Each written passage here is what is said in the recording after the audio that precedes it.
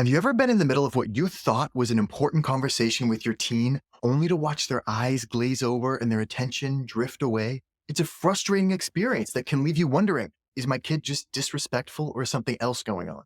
I'm Andy Earl. I spent years working as a psychology researcher studying teenage behavior, and now I host the Talking to Teens podcast, where I interview the world's leading experts in parenting, adolescence, and communication. In this video, we'll dive into the surprising psychology behind the teenage attention span and explore why complexity is often the hidden culprit behind adolescent tune-out. When teens lose focus during a conversation, it's easy to assume they're just bored, apathetic, or rude. But more often than not, the real issue is cognitive overload. The teenage brain, which is still developing, can only handle so much information at once. When a message becomes too complex or demanding, their mental circuits get jammed and they shut down. It's like trying to stream a 4K movie on a dial-up internet connection. Eventually, the system just can't keep up and everything grinds to a halt. So what causes a message to feel too complex for the teenage brain? There are three main factors at play: information density, language accessibility, and lack of structure. Ever tried to explain the entire college admissions process to your high schooler in one conversation? Common Apps, supplements, admissions counselors, campus visits, early decision, not to be confused with early action, FAFSA, in-state versus out-of-state tuition. It's a lot for anyone to take in, let alone a teen who's never navigated these waters before. When you pack too much new information into a single message, their brain is likely to slam on the brakes and say, whoa, too much. I can't handle all this at once. That's information density in action. But here's the important thing about information density. It's subjective. The same conversation that might cause total overload for one person could be boring to another if they already know the material well. Let's talk about sex. It's one of the hardest topics to discuss with your teen, but also one of the most important. Some parents, in their discomfort, try to cram everything into one marathon session: relationships, consent, contraception, STDs, the works. For a teen with little prior knowledge, it's like trying to drink from a fire hose. But for a kid who's already well versed in the birds and the bees, it might feel like a snooze fest. The key is to check in with your teen to gauge their current understanding, then aim to introduce just a few new concepts at a time. Yes, this means you'll probably need to have more than one conversation, but it's a much more effective way to ensure the important information actually sinks in. Information density is just one piece of the complexity puzzle. Another key factor is language accessibility. Imagine you're trying to have the sex talk with your teenager, but you're throwing around terms like gonorrhea, chlamydia, diaphragm, all in the same conversation. It's a lot of new vocabulary to process all at once. Your teen's brain is working overtime just to decipher the language, leaving little bandwidth for absorbing the actual message. It's like trying to learn a new language and a new subject at the same time. Talk about cognitive overload. Of course, it's not just sex ed jargon that can leave teens feeling lost. It's also the concepts and terms that we as adults take for granted. All it takes is a few unfamiliar words or concepts to make your teen feel lost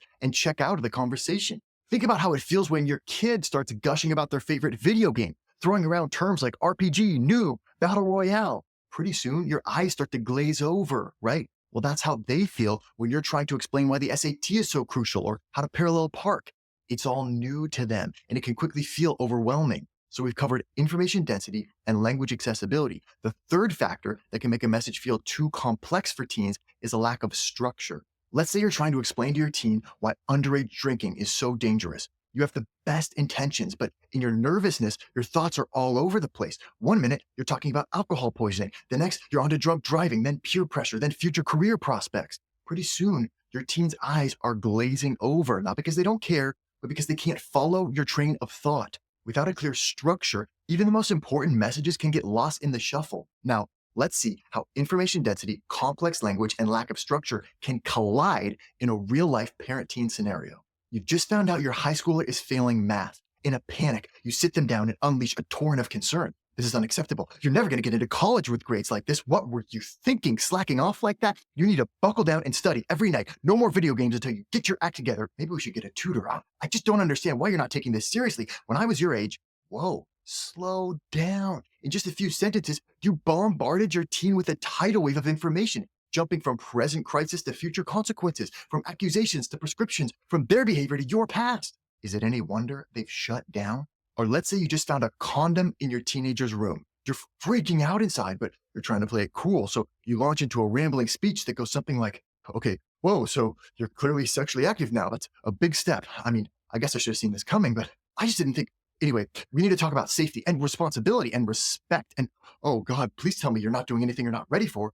I mean, I was your age once. I get it. Hormones are crazy, but you just can't let them cloud your judgment. Speaking of cloudy judgment, you better not be doing anything under the influence, mister. That's how mistakes happen. Not that you're a mistake, but I just, yikes. In your attempt to cover all the bases, you left your poor kid more confused than ever. The information is coming too fast. The language is loaded and abstract. There's no clear structure or main point. Recipe for a teenage tune out.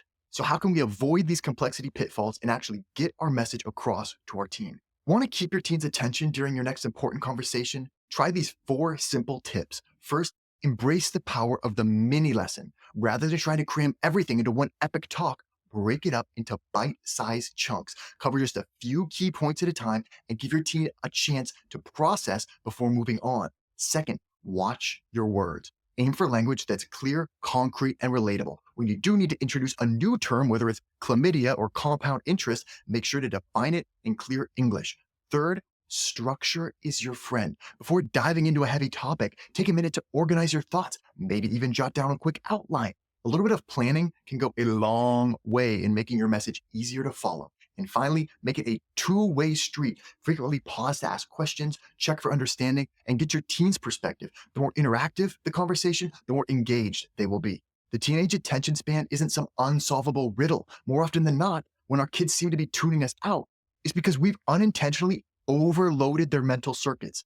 By being mindful of information density, using accessible language, and providing clear structure, we can communicate in a way that works with the teenage brain rather than against it. The goal isn't to dumb things down, but to make our messages mentally digestible. So the next time you're met with that familiar glazed look, take a step back and ask yourself, how can I break this down into bite-sized, teen-friendly pieces? Remember, your teen wants to engage with you, even if it doesn't always seem like it. By learning to speak their mental language, you'll be amazed at how much more they'll be able to absorb and retain. If you found this video helpful, please give it a like and share it with other parents in the trenches. And for more science-backed strategies on communicating with the mysterious creature known as the teenager, be sure to subscribe to our channel. Until next time, keep those lines of communication open. You've got this.